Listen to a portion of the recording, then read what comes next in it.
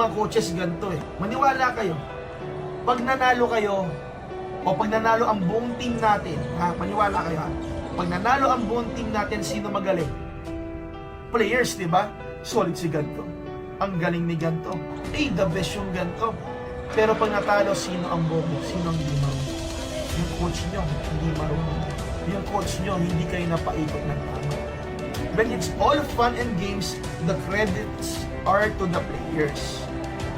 Pero when it's losing time, the blame is on the coaches. Ang sakit man eh, ang hirap maging coach eh. Ang hirap maging coach, hindi nyo ba alam gano'ng kahirap? Coaches always gets the blame. Kaya nga, anong pambawi nyo? Pag ang coach nyo nagpatawag sa ensayo, pumunta kayo. Huwag nyong gawing biro. Huwag nyong gawing biro.